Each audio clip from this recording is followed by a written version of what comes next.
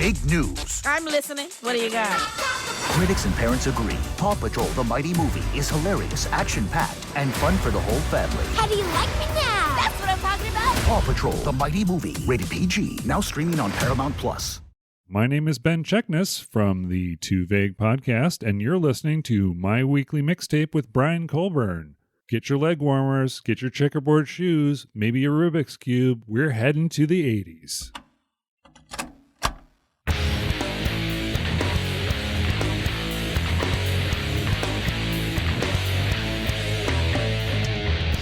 Welcome to My Weekly Mixtape, a podcast that takes the classic mixtape approach to building a modern playlist. I'm your host, Brian Colburn. Joining me tonight as guest curator is Ben Cheknis, host of the Too Vague podcast, as well as one of My Weekly Mixtape's amazing Patreon mixtapers. Ben, thank you so much for joining me on the show. Oh, thank you for letting me be on. I really appreciate it.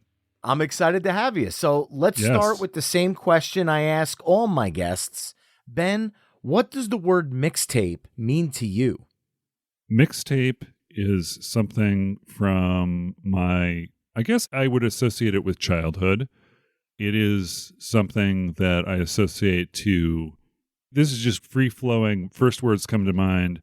For some reason, malls, roller skating rinks, all these 80s things come into my head whenever I think of a mixtape.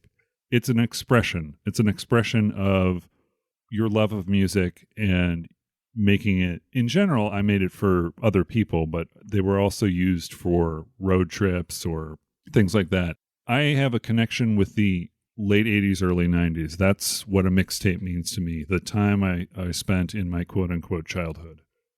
Absolutely love it. And tonight, we are curating a mixtape of new wave classics. And I want to make sure I just say new wave classics and not 80s new wave classics, because new wave really began in the late 70s, and there's simply way too many iconic new wave songs that came out between, let's say, 77 and 1980, as well as all of the well-known songs from the 1980s. Agreed. What were you looking for in the songs that you've brought to the table this evening? Well, I was looking for basically what you said, those new wave coming out of the rock and roll or popular music of the 70s, trying something new, something that's sort of alternative in the time, but it's a group of bands that kind of pioneered a lot of the new music using a lot of electronic sort of methods and things, but that doesn't necessarily mean that that is a new wave band. It's just some people coming out of the UK, and then also just the new wave of popular bands coming to the forefront. Some of them made it. Some of them stayed true to that sort of new wave approach and became alternative. I think there's a distinction to be made with the difference or the similarities between new wave and alternative. There's kind of a transition there. Once we hit about 86, your new wave bands are established, right? So they're either pop, rock, or some other genre or alternative. What do you think about that? I feel like in the mid to second half of the 80s, bands kind of took these pivots, right, where it would have been indie, it would have been almost that 80s punk sound, which was not like the punk like the Ramones, but a little bit more of a punky spirit in the music. Yeah. And then the ones that went alternative, which I feel like those three, even though they kind of come from the same musical lineage, they are three vastly different directions. Oh, yeah. So finding the songs that fit the mold, so to speak, is the challenge with this, because there are some songs where I'm looking at it saying, to me, this is an indie band. I know they're lumped into new wave, but I don't necessarily feel the new wave vibe from them. And then there's other groups where it's almost the opposite, where they're not a new wave band in the slightest. But because of that style of music being in the mainstream at the time, bands adapted to the new wave sound and became a different extension of who that group was musically. And I've got a couple of examples of that I might pull out tonight as well. I mean, the first thing that comes to mind is David Bowie. I mean, he embraced the quote-unquote new wave going from his music, which was very, like, I don't know if emo is the right word, glam is the right word, but he made a transition, and then you had your other bands who made those transitions, or rose to the top, should I say, of the new wave of artists. But to answer your question from a while ago, I just think mostly electronics, new wave, synthesizers, drum machines, but used in an interesting way. That's kind of where I was going for. And then also that time period, what you said, which was between the late 70s and early to mid 80s. Well, I'm excited about this one, so let's get down to business. All right. Tonight, as I mentioned at the top of the show, Ben and I will be curating a new wave classics mixtape, and we'll use that old cassette deck approach. Ben, as my special guest, will begin side A with his first song choice, and then I'll add a song that I feel best follows up that choice. We'll then flip-flop choosing songs until we've mapped out 10 songs for side A. We'll then give our mixtape a proverbial flip, and we'll map out side B, only this time I'll kick things off with Ben choosing second. Our overall goal for the episode is to craft the best new wave classics mixtape possible through only 20 songs.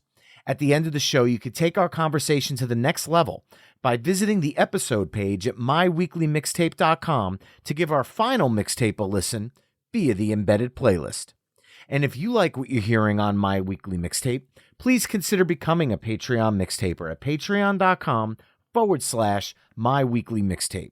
And while we're on the topic of Patreon mixtapers, a few of them chimed in with what they feel would best kick off a new wave classics mixtape, and I'd like to give a few shout outs to them. All right.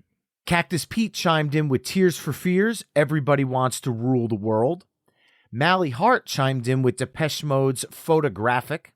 And Kevin Seeker chimed in with Talking Heads' Psycho Killer, specifically the version from the Stop Making Sense live album. And Ben, before I turn it over to you to reveal your track one, some of the fellow mixtapers who follow me at My Weekly Mixtape on Facebook, Twitter, Instagram, TikTok, and Spoutable have chimed in with their ideal opening tracks. And just to give you a small sample of what some of those picks included, we're talking The Human League, Don't You Want Me, Duran Duran, Girls on Film, as well as Rio, The Smiths, A Rush and a Push and the Land Is Ours, Dead or Alive, You Spin Me Round, Depeche Mode, Personal Jesus, Eurythmics, Sweet Dreams Are Made of This, Joy Division, Love Will Tea, The Buggles, Video Killed the Radio Star, A Flock of Seagulls, I Ran So Far Away, and New Order, Blue Monday, just to name a few. So Ben, with that musical thought out in the atmosphere, I'm officially pressing the record button on our mixtape, and the floor is yours. Why don't you dive into the song that you chose to kick off side A? Okay. This was a difficult decision because I wanted to establish the mood of this tape, and I wanted to give it a little bit of punch. This artist is probably more associated with her more popular song, which is Kids in America. So you said that one of your favorite songs was from her. What was the cover that you really liked from her? Oh, You Keep Me Hanging On. Yeah. I love her cover of that. That came out in the mid-'80s there. That was a lot of fun. Yeah. I really enjoyed that one. Yeah. Well, this track, I don't know if we call it a deep cut. I'm going to call it a deep cut. It's from her Teases and Dares album, which is the album that she released when she moved over to MCA Records. I am starting with the track The Touch by Kim Wilde from her 1984 album Teases and Dares. Love the song. Love the pick. An interesting way to start things off, because as soon as you said Kim Wilde, I immediately thought you were going for Kids in America, because that was the song that everybody gravitated to. Yeah. And then when you called me out on You Keep Me Hanging On, I immediately knew you weren't going for that one. So an interesting approach to the song choice. It's more about the mood. I mean, if you listen to that song, it screams 80s. It screams, let's go roller skating. I can imagine Right. myself just with the way it starts out. It sounds like kind of an organ you would hear in a hockey rink or whatever. And it just turns into an electronic masterpiece. So that's why I chose that one. I love it. And you actually are giving me the greatest gift in this episode right from the beginning. Oh, okay. Because you are letting me choose one of my favorite bands as my first pick of the night. Okay. Anyone that listens to me podcasting knows that my favorite album of all time is 1978's self-titled album From the Cars. Oh, yeah. And I'm struggling right now because every fiber in my being wants to choose something from that album. I could follow your lead and go with a deeper cut like Bye Bye Love. I could go with the big hit, Just What I Needed, or the song that kicked off the Cars' career and, dare I say, new wave in general, Good Times Roll. But musically, I feel like all three of those songs don't follow up Kim Wilde very well because they're a little bit different vibe, where the Cars' self-titled album leaned into the punk indie rock side of the band. I think following up The Touch, I have to move forward a few years and go with their other massive album, Heartbeat City. Oh. Because musically, coming out of The Touch, as much as the self-titled is my favorite album, a song like You Might Think follows up The Touch musically and aesthetically better for this mixtape. Yeah. So I am going to go with You Might Think. Weezer covered the song for the Cars movie, so I got to see a revival of that one. I've covered the song personally on one of my older albums because it's one of my favorite songs from the band. And to me, Heartbeat City is an absolute classic. Second to me, tied in second place with Candio, because I always struggle between that one. I love both albums equally. And with the self-titled being my favorite of all time, Candio and Heartbeat City to me are just equally amazing, brilliant albums. Yeah. But I think following The Touch, You Might Think Okay. by the Cars. Excellent. Well, get to cross off the Cars off my list. I didn't have Heartbeat City, as you mentioned, but I did have my very first Cars album was Panorama. Yes. And love that one. Yeah, that one is very, very electronic. If you compare it to Candio, it's like they really leaned into the synths for that album in general. And one of my favorite songs on there is Gimme Some Slack. Nice. Yeah, okay. That's like one of the punkier ones from that album. To me, I absolutely love Panorama. Gimme Some Slack is probably the punkiest song on that album. It's got that attitude with the synths built into it. And then you got a song that leans into hard rock, like Don't Tell Me No, which wasn't necessarily a big hit for the band, but the band recognized it on the 2 CD Just What I Needed Greatest Hits. And this is really telling me that I need to do an episode on the Cars. So I'm going to write that down right now. And then throw the playlist back to you for track 3. All right. Excellent. You Might Think. Man, that had a poppy piano part to it. Man. Let's see. You know what? I'm going to go with this because one of my favorite bands of all time is the band Devo. If you can't tell by looking at my picture on Twitter, which is a cover from an album cover from Are We Not Men, We Are Devo. But let's go with Devo. I think we should go to something that's closer to what their pop sound was. And Devo in interviews has always said they tried to remain as unproduced as they could because people always wanted them to be like the Cars for some reason. They said, like, we'll make it sound like the Cars. And it's like, no, we are Devo. That's what we do. So let's go with something poppy.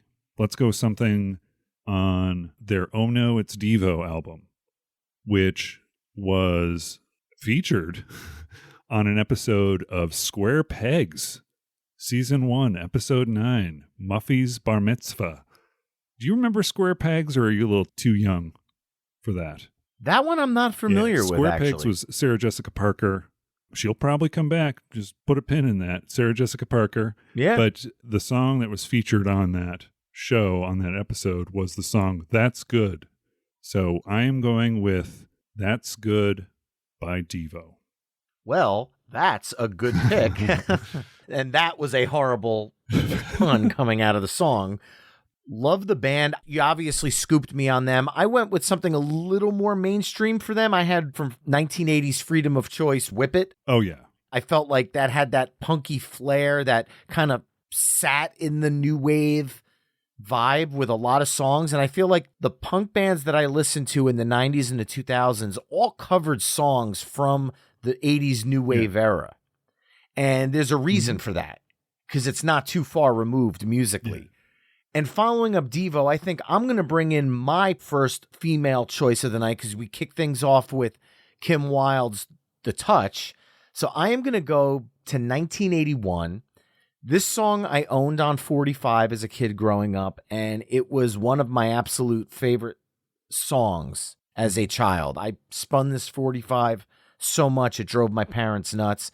And this song has been covered on punk compilations. It's been redone by pop artists. It's been done a lot because it is, to me, power pop perfection embodied into this new wave sound. And I'm going to go off of 1981's Beauty and the Beat. I'm going to go with the Go-Go's Our Lips Are Sealed. Wow. Good one. Good one. And you scooped me on the Go-Go's. The Go-Go's I remember. That was one of my first albums, that Beauty and the Beat. I had for the Go-Go's on Beauty and the Beat, You Can't Walk in Your Sleep If You Can't Sleep. Nice. I don't know if you're going to notice a theme here, but generally what I try to do with my mixtapes is, I assume you know the hit, right? I assume that you know the Go-Go's hits. I assume you know the Devo's hits. I assume you know the Cars. But I want to kind of expose you to other stuff, and that's kind of my focus. I don't know if you've been able to tell so far, but... So far, yeah, definitely. I'll be curious if you pull out some hits, no, though. I'm going to. Trust me. But yeah, you scoop me on that. Get Up and Go is another one on Vacation that was really cool, and Head Over Heels, also on my list from Talk Show from 84, before their fantastic breakup. But yeah, Our Lips Are Sealed is an excellent pick. Love it. All right. Well, there was always an association for some reason between the Go-Go's and the Bangles. I think there were comparisons made. It was one of those record industry things where they kind of linked them because the Go-Go's hit it before, and you were always trying to get that next great thing. So there was some sort of an association there. Although when I think of the Bangles, besides Susanna Hoffs, I just think of their sound as more radio friendly in general. What I want to do with this following the Go-Go's is a song that you may know from them from 1984's All Over the Place album. It's called Hero Takes a Fall. Nice. I think it did get some radio airplay, but it does have a really cool rock and feel to it. So, and then also Susanna Hoffs' vocals, of course, stellar. Absolutely unbelievable. I love her voice. Manic Monday is one of my favorite songs of all time. And then if you want to fast forward a couple of years later, which this one wasn't so much new wave, but their cover of Hazy Shade of Winter, beautiful. I think redefines the song. Like, unbelievable. Yeah. For the new wave aspect of this, I actually had Walk Like an Egyptian from 86's Different Light in the mix, because that still had that new wave flair to it, but Hero Takes the Fall. Excellent, excellent pick. And coming out of that, I think I'm going to go with something which is what I talked about at the top of the show. Mm-hmm. Here's a band that was not really known for this sound. And the band I'm going to talk about is The Beat. Oh, yeah. Or known in the U.S. as the English Beat. And this is a band that I've seen live, and they are a ska band. They fuse pop music, reggae, punk, and ska into this sound. And if you go back and you listen to their 1980 album, I Just Can't Stop It, to me, it's an absolute second wave ska masterpiece. However, on 1982's Special Beat Service, they brought in a little bit of a different sound. And that different sound resulted in one of the band's biggest hits and a song that to me is iconic in the new wave sound, and that is Save It for Later. Oh, yeah. You scooped me on that one, the exact track this time. Yep, that was on my list. This song is unbelievable, and it is a song that is beloved because if you think about the movie 200 Cigarettes, Harvey Danger covered it. Pete Townsend covered it as a bonus track on one of his later CDs. I mean, this song is amazing. Pearl Jam has included it in a live rendition of Better Man, which is something that my band started incorporating when we saw Pearl Jam do it once. And to me, the song is just so catchy. It's so fantastic. It's so new wave. And it is kind of an outlier when you watch the English Beat live. But for this playlist, I feel like it fits perfect. Oh, it does. Absolutely. So following you up, the English Beat, Save It for Later. Yeah. And that, the saxophones and the piano in that song. Oh, so good. So good.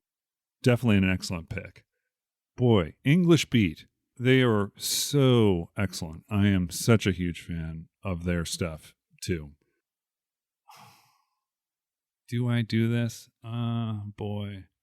And I don't know if you would consider this. Do we consider it a new wave? I think it was more considered. I'm just going off the reggae sound, right? What I'm going to choose is Eddie Grant from Killer on a Rampage. I'm going to choose Electric Avenue. Yes! Because I think that will follow up our sort of punk ska and make it just kind of reggaeify it. I don't know where you're going to go with it from there, but I mean, definitely heavy synths, really catchy. I was thinking about Killer on a Rampage using that one, but that seems more guitarish and less along the lines of new wave. So I'm going, like I said, with Eddie Grant from his 1982 Killer on a Rampage album, Electric Avenue. You definitely scooped me on that one. One of my favorites. Oh my God, yeah. I had that on 45, and that is one of my favorites from that era. I absolutely love that tune. I think it's one of the most underrated songs to come out of the decade because it's something that was sampled in hip-hop in later years. It's been redone over and over again. This song is iconic. And when people hear it, everybody knows the song, but not everybody knows, quote unquote, who Eddie Grant is. Oh, yeah. And that's the weird part. Yeah. Somehow his embracing this sort of electronic sound of Electric Avenue just kind of hit with me and was one of my father's favorite LPs too. So awesome pick. Well, I am going to follow that up. I'm going to lean into that synth that you're throwing out with Electric Avenue. Okay. And I'm going to go with a band that if we don't include them in this discussion, we'd probably be doing the discussion a disservice in a way. And to me, this song is my absolute favorite by the band. And I know there's going to be some people that are going to be upset that I'm kind of going with a grand slam home run, but I've heard everybody from Dave Matthews to the Used cover this song. And as cool as their versions are, no version is better than Talking Heads' Burning Down the House from 1983's Speaking in Tongues. And for a movie reference, I always think about Fireball from Revenge of the Nerds. The Alpha Beta frat member sets the whole frat house on fire, and then you cut to this song. It's so perfect. Yeah. And the song is just awesome. So I think you can't have a new wave mixtape without talking about the Talking Heads. Oh, yeah. So I want to get them in there. So Burning Down the House for track 8. Perfect. Yeah. And coming out of their sound, their 70s sound, it was definitely, it was a turning. It was kind of, they had their synth sounds, but that was like what put them on the map, Burning Down the House, I believe. I mean, that was such a great song. You mentioned Revenge of the Nerds. Fun fact, where I live in Tucson, on campus is the I believe it's the Tri-Lam house that they used for the movie. Really? So yeah. I used to when I moved out here, I used to go by it all the time and go, "Hey, that's the Revenge of the Nerds house." Oh, But that's anyway, awesome. Yeah, I'm pretty sure it's still there, but I haven't been by there in a while. And then one other thing about what you said with the Talking Heads scooping me, I went with something a little bit earlier than that. I think I mentioned on your channel before the song that I really liked from Speaking in Tongues. You had hey, what would you lead off? What's your favorite track from this album, Speaking in Tongues? And it was Pull Up the Roots. But I really had my heart set on putting from Remain in Light, 1980, Cross-Eyed and Painless. Oh, great song. Fish does such an amazing cover of that one. Oh, they do? Really? Oh, yeah. Oh, wow. Yeah. That's another one that I think fits as far as, the sound. It just kind of like rolls, right? So good. 100%. But anyway, okay, Burning Down the House. What's the score here? We're at track 9. Track 9. Closers. Coffee is for closers. So I'm told. But boy, oh boy. There's so many. Well, you know what? With the popularity of that, every fiber of my being wants to go something obscure, but I can't right now. I think that it's not going to follow this well. So what I'm going to do is I'm going to go with a song that's one of my favorites that's kind of got a driving beat that I think complements Burning Down the House. It is from the Sweet Dreams Are Made of This album in 1983, the Eurythmics, Somebody Told Me. And it's got this bass that's kind of very haunting and almost sounds like it's being played backwards. Like the whole sound feels like it's kind of haunting, but it's also got a really cool rhythm to it. And also, oh well. That's like the chorus. So anyway, are you familiar with that song from the Eurythmics? Yes, I am. Yeah. Yes, I am. Yeah. You definitely scooped me on the band. There was no way we were not talking about the Eurythmics in some aspect. Depending on which direction we went, I had Sweet Dreams, the title track from that album, and I also had Would I Lie to You, but that's a little bit more leaning into the punky kind of horn-driven version of the band, and I didn't really know if that would fit here. I would associate that more with pop, like Right by Your Side, kind of that feel, right? Yeah, that's good. I mean, at least we got the Eurythmics. We can cross that off the list. Yes, most certainly. And now we've got two big names, and I think I know how I'm going to close out side A. Okay. Because to me, if I'm going to close out any part of it, I want it to be a big statement, one where it unites the room. And if anybody wasn't familiar with every single song on the list, here's one that everybody hopefully will be familiar with. And I'm going to make a fist and raise it up in the air as I'm walking across a football field.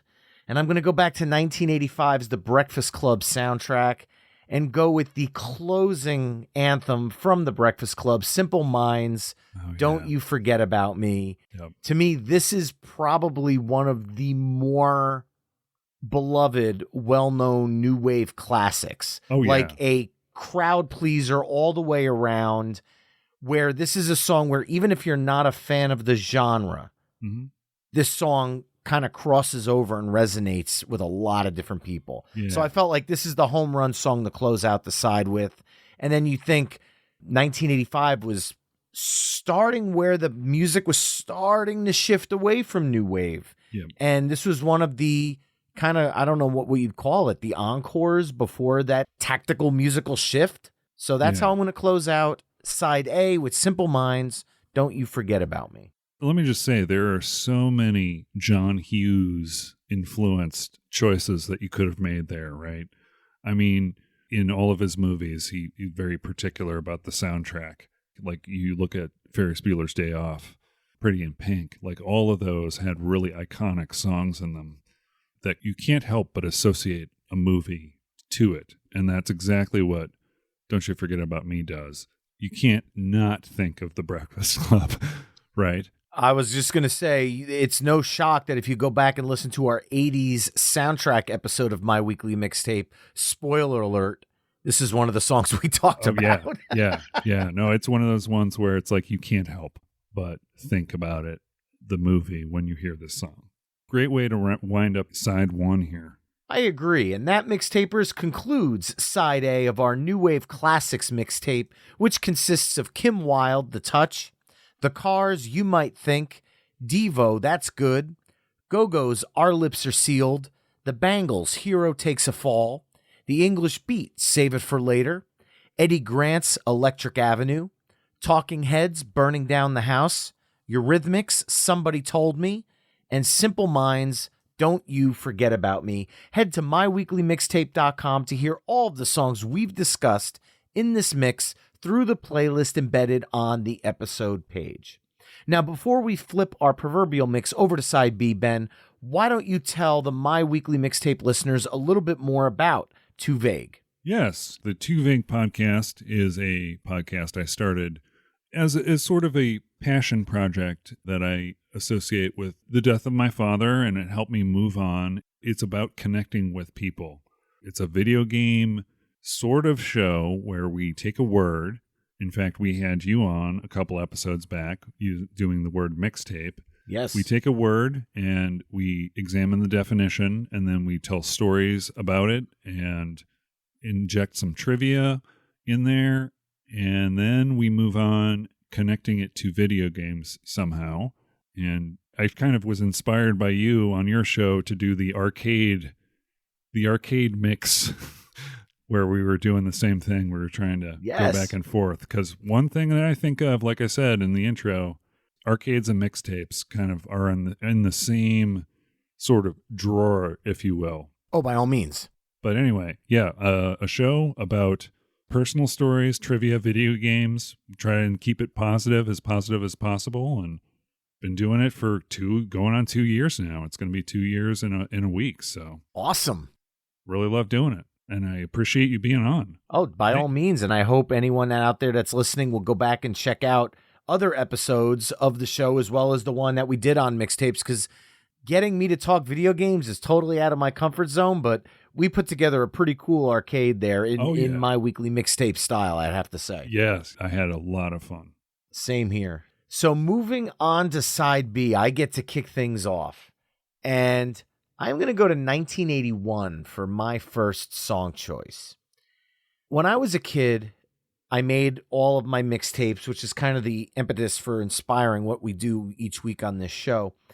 However, every now and then my parents would end up bringing home a record that was a mixtape. They were put out by K-Tel. Oh, yeah, K-Tel. Yeah. I haven't thought about them for a while.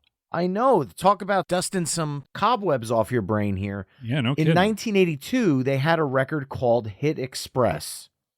Now, as a 5- and 6-year-old kid, there's a train crashing through what looks like glass, and there's Hit Express written across the top. And this was kind of just a mix of every popular song on the radio at the time, like Joan Jett's I Love Rock and Roll, Loverboy's Working for the Weekend, Journey's Don't Stop Believin', In the Air Tonight by Phil Collins. Like, it was just a who's who of music. Mm-hmm. And the opening song on this compilation was the new wave classic Human League, Don't You Want Me, from their 1981 album Dare. And to me, this song just oozes new wave. Oh, yeah. It's got this swagger to it that has a rock vibe, but it's brought into the synth. There's almost this punky aspect of it. And when Real Big Fish and Zoloft the Rock and Roll Destroyer covered the song in the 2000s, they brought a little bit more of the punk guitars to their cover of it. And to me, it works both ways because it's just as heavy and it rocks, but it's also something you could dance to. It's something you could groove to. And it's kind of everything I love about new wave because it's got that rock vibe, but it's not necessarily a rock song. Mm-hmm. So I'm going with Human League, Don't You Want Me to kick off side B. Oh, wow. That's such a great track to lead with. The Human League, of course, scooped me on that, but I have from their Hysteria album, The Lebanon, and Love Action off of Dare, which was more of a, it's a lesser known song, right? So, but yeah, Don't You Want Me? That's excellent choice. Well, geez, now I got my work cut out for me here, I think. Songs that put people on the map. I don't know if I want to go to, well, this is a tough one for me because I want to go with something more synthy. For some reason, it feels like, and I don't know if this is true or not, but side one felt more pop oriented, less electronic than I wanted initially. And I don't know if this is going to be a pivot for you or not, but it's a song that I associate with bands like the Human League, although they had a lot of other hits.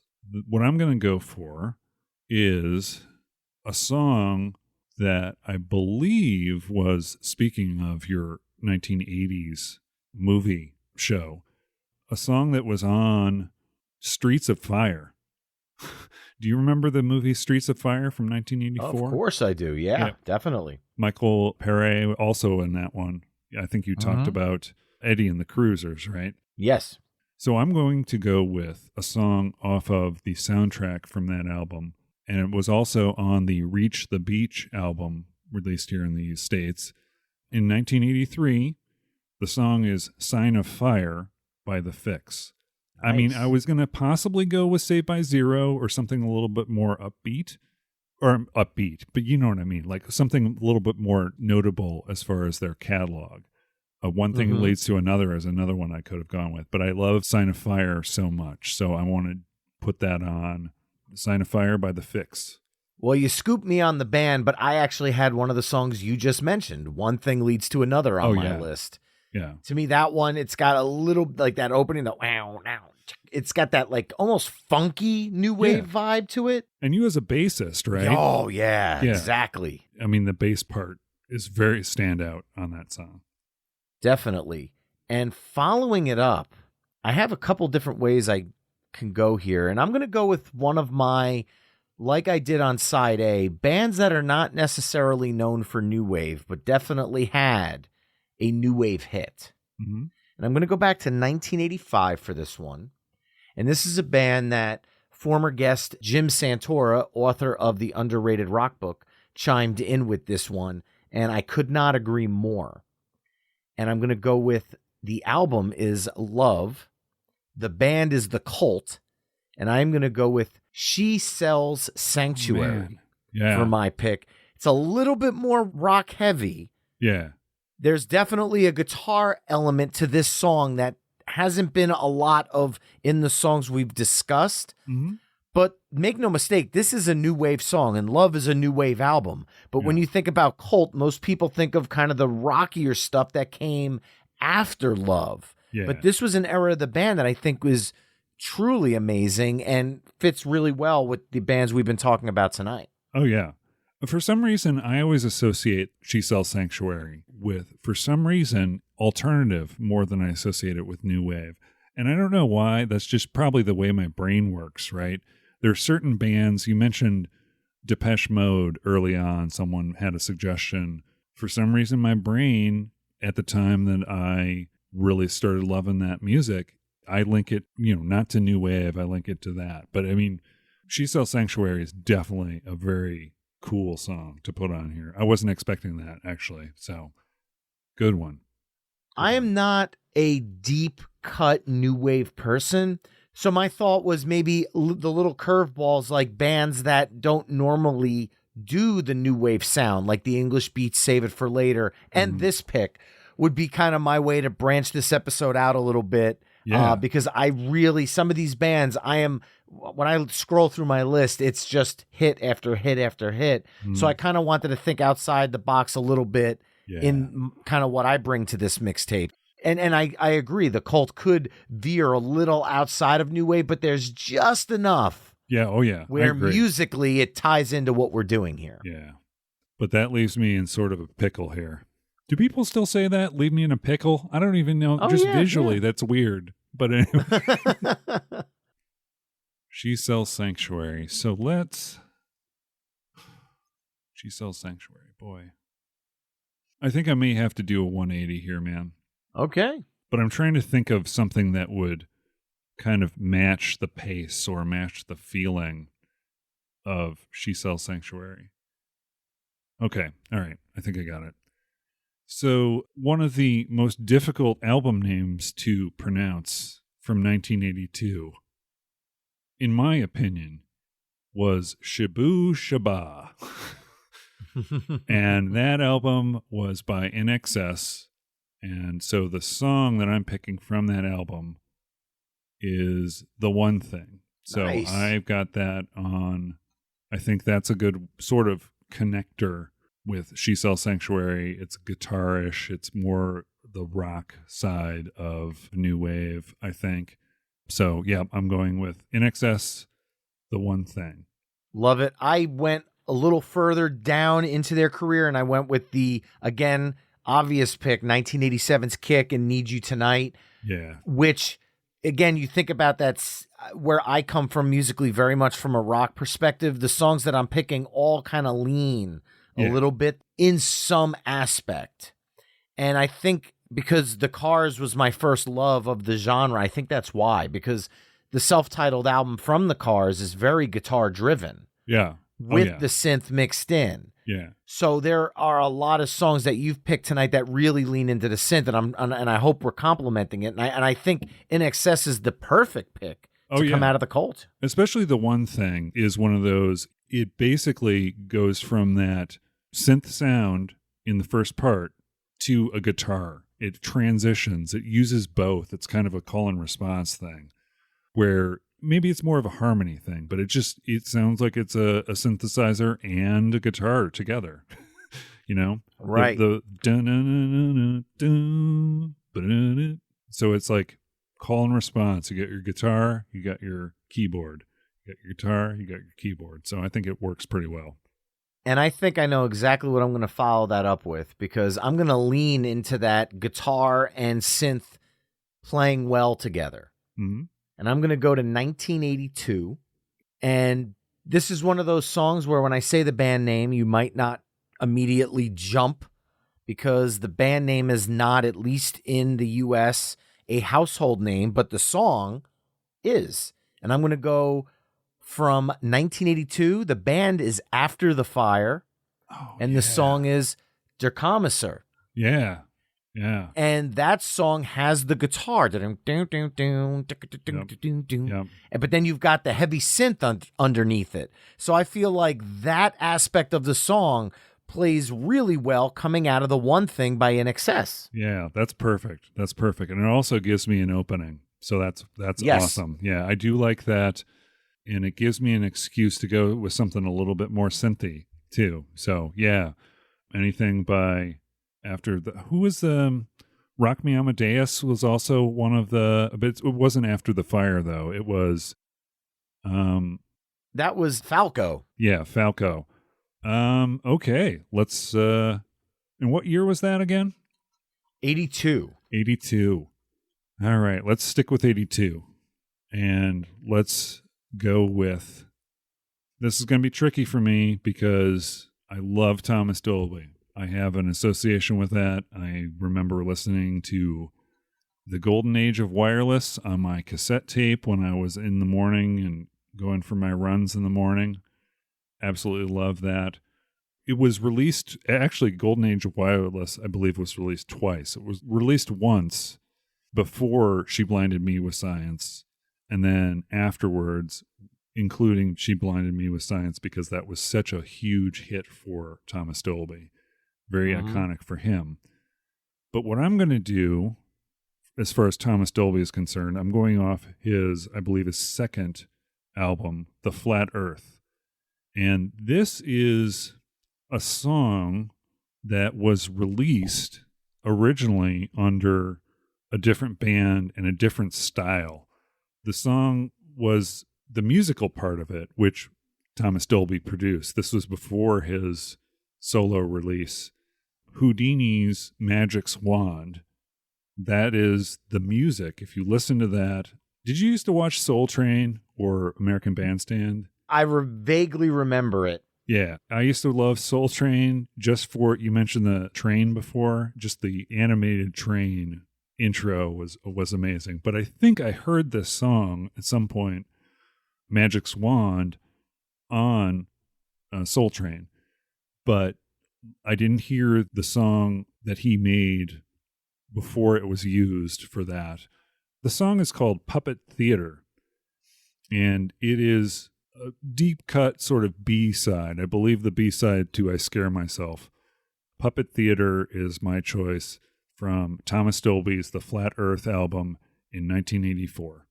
That is a deep pick for sure, because I'll be perfectly honest, I had She Blinded Me with Science on my list. I am not that deep into Thomas Dolby's music, so completely stumped me on that one. Yeah. I have not heard that album. Yeah, it wasn't really super duper popular, but it definitely kind of leaned into he started getting into more just synth, like straight up synth. But back in those days, in the 82, he had kind of a funky kind of R&B feel. He was just fascinated by New York R&B stuff.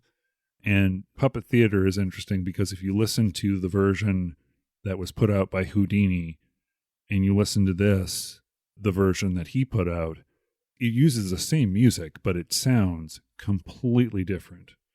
One sounds like a rap song. One sounds like straight up new wave. So Thomas Dolby did a lot of writing of songs for people. Like one of the tracks I was going to have on my list that is, I'm going to cross it off since Thomas Dolby has been used, but Lena Lovitch released a song that was entirely written by Thomas Dolby called New Toy. Is that also a stumper for you? Yes, I am not deep in the Thomas Dolby catalog, to be perfectly honest. Well, I apologize for leaving you in a lurch here, but yeah, Thomas Dolby, Puppet Theater is my pick. I cheated and put my phone up to my ear while you were talking, so I had you talking in my right ear, and in the left ear I was giving a little preview of Puppet Theater, so that way musically I can bounce off of it. Oh, yeah. And I think I know what I'm going to do. That song has much more synth than probably anything else in my list. Mm-hmm. But I think musically, that vibe I could capture by leaving the 80s for a second. Okay. And going back to 1979. Mm-hmm. And believe it or not, this was on another one of those K-Tel compilations. And that K-Tel compilation was another one my parents had. It came out in the 1980s because it was called K-Tel Rock 80. But the song I'm going for is from 1979's The Pleasure Principle, and I'm going to go with the amazing Cars by Gary Newman. Oh, yeah. Song kicks absolute ass. It's got such a... Again, this might lean into a little bit more of the rock vibe, because the song, even though it's mostly synth-driven, is a rock song in synth clothing, so to speak. Oh, yeah. And there's a reason why Fear Factory covered this song in the 90s, and just all they had to do was add a little bit of distorted guitar, and people are like, this song rocks. Yeah. It rocked originally in 1979, so that's why I'm going with it. Gary Newman's Cars. And did you see that Trent Reznor, Nine Inch Nails fame, also on stage had Gary Newman? They did a live version of Cars for one of his shows, because apparently that was one of Trent Reznor's big influences was Gary Newman, Two Boy Army. Yeah, that's an excellent pick. I 100% had that on my list. So we are at track 8, and you have 2 picks left, and I have 1. Okay. Boy, oh boy, let's go with something from, an association I make with that song for whatever reason is a song by someone probably not very well known, goes by Robin Scott, but the band is called M, and the album is New York, London, Paris, Munich, and everybody talk about pop music with a K is going to be my pick to follow up Cars from 1979's New York, London, Paris, Munich album, M, or Robin Scott's Pop Music. Love that song. That one is a lot of fun. And I don't know why I associate those two songs because they are different sounds. Maybe I saw them back-to-back videos or something, but I mean, something about the feeling for each one. One is really high up. One is like it's kind of like a compression and a release thing, right? So you've got Gary Newman, Car is sort of a driving kind of song. And then you've got this, which is kind of on the opposite side of the coin, but still using a lot of synths and feeling like it's jaunty even.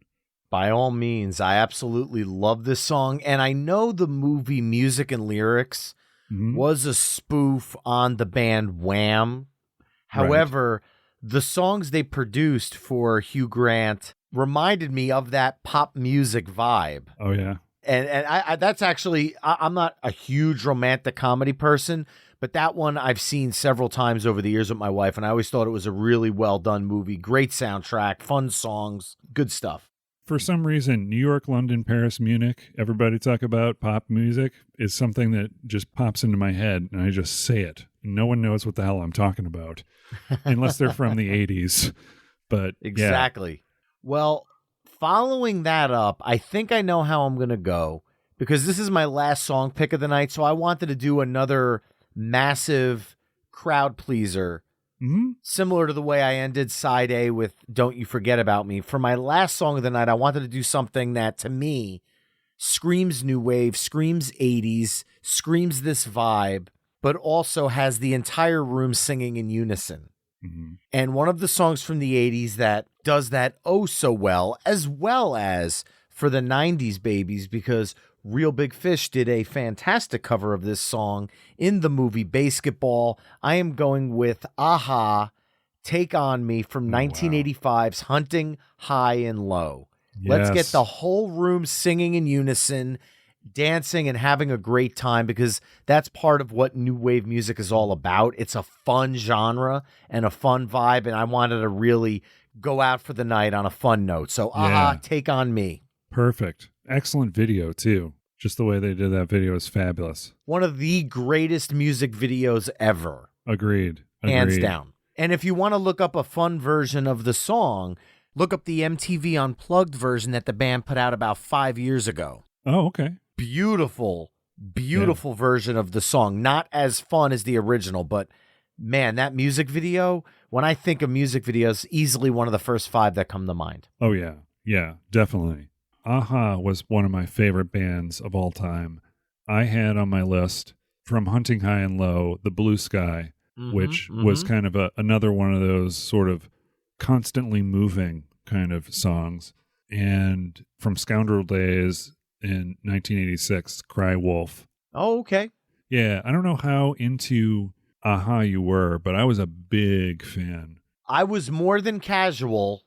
I knew more than Take On Me, but for this mixtape, I felt like Take On Me was where it needed to go coming out of pop music. Yeah, that's true. That's true.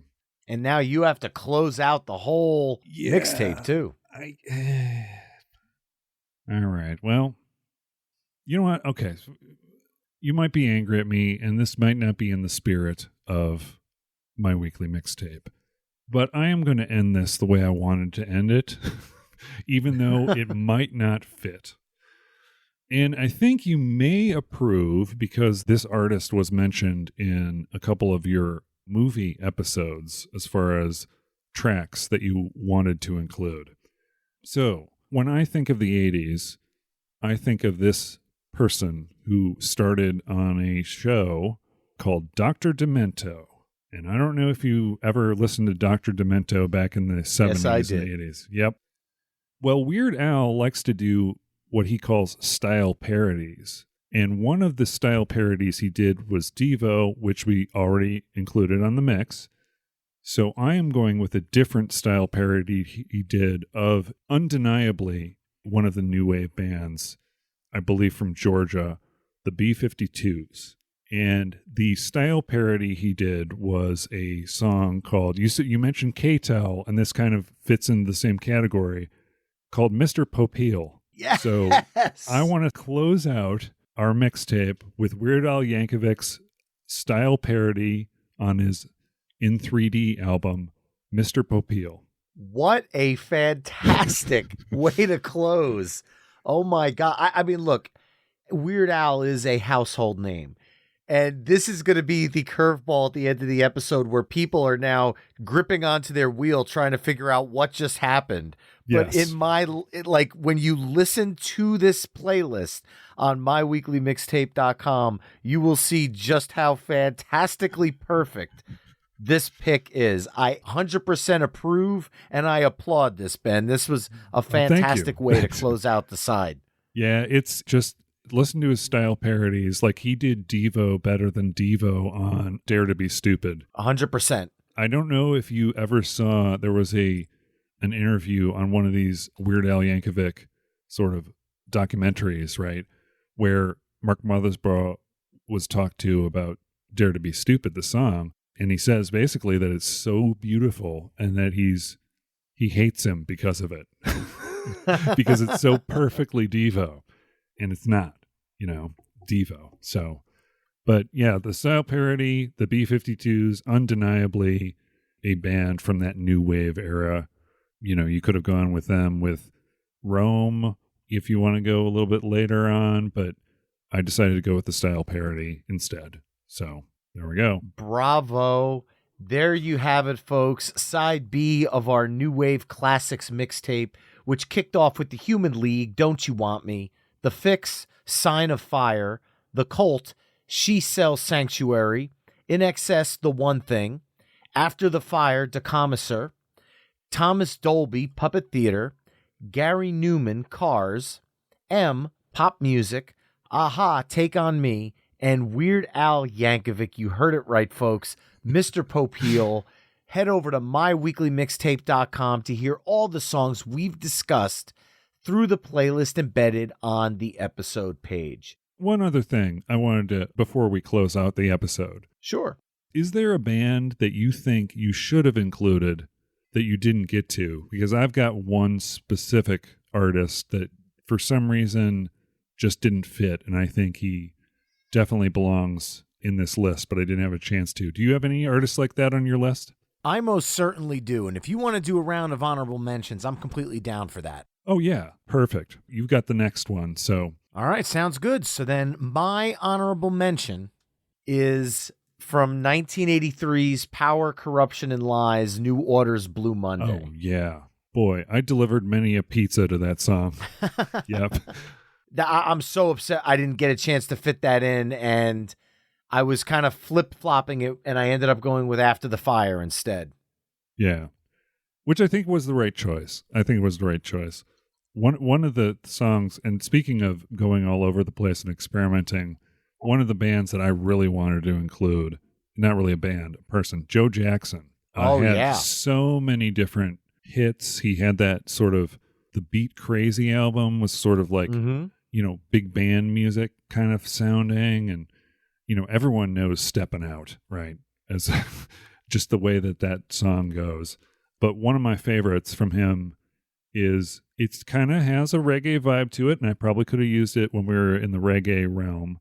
The Sunday Papers off of his 1978 album Look Sharp. So that was, I wish I would have had a chance to fit some Joe Jackson in there, but if it wasn't, just none of those really fit. Completely agree. Great picks. Ben, this has been so much fun, man.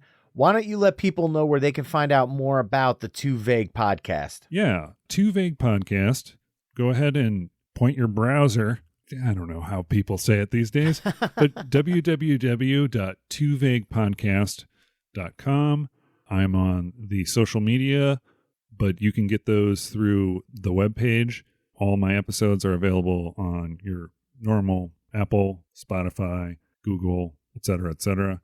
All that information's on the website. And if you are interested in being on the show, think of a word and send me an email, because I'll talk to anyone about anything and link it to video games. So that's where you go. www.twovaguepodcast.com. Well, Ben, thank you so much for being a guest tonight. And I also thank you for being a Patreon mixtaper and supporting the show as much as you do. It's so much fun being able to talk with you on the forums and talk music with you all the time. I'm so glad you were able to come on the show to do it with me tonight. Absolutely. I'm so happy to do that. And it's I love your show. I love what you're doing. I love spreading the gospel about the mixtapes, so to speak. It's a wonderful forum, and hopefully it'll make a comeback.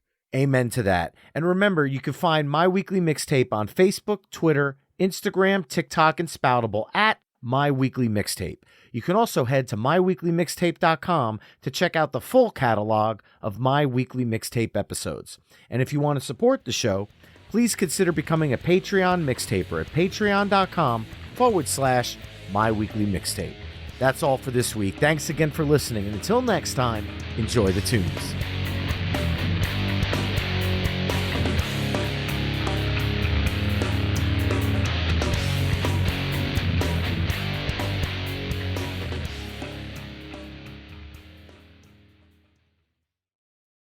Hey folks, Stefan Shirazi and Renee Richardson here from the Metallica Report. And we are proud members of the Pantheon podcast family, where the best of music and podcasts unite. We've got something pretty cool for you. We're giving away an exclusive Metallica merch package worth over $250. That's a whole lot of Scary Guys, Skulls, M72, and other sought-after Metallica swag. And we've made it easy for you to win. Follow and share the Metallica Report, and you're in the game. Go to pantheonpodcast.com/Metallica, enter your email, and hit that button to be entered to win.